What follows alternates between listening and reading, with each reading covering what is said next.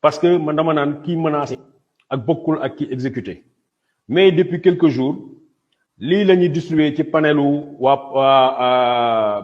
on appelle ça waa APR ak Benno Bokk Yaakaar dama leen koy liiral pour que l'opinion nationale et internationale sache ce qui se dit nee nañu il nous faut un État bandit et prêt à tout pour juger cet imbécile de Ousmane, cet imbécile violeur de Sonko. Sur ce, il faut prendre toutes les mesures idoines pour faire face. En plus, il faut très rapidement neutraliser tous les manipulateurs pro-Sonko, à savoir Pape Alé, Moustapha Diop, Babacar Touré, Maître Tal, Pape Ndiaye de Walf, Dame Mbodj, etc. Muy benn mot d'ordre buy circuler dans les panels Benno Bokk Yaakaar, dans les panels APR. Je tiens l'opinion nationale et internationale à témoin.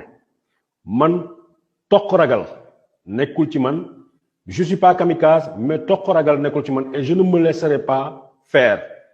Du ma mës a croiser les bras, du ma wote fitna, mais du ma toog seetaan kenn nga mbéj ma seetaan la nga dem. Que ça soit très clair et bien dit. bu leen fàttee abonné te ngeen di bës cloche de notification bi moo tax lépp lu dugal ci ay vidéo ngeen am ko.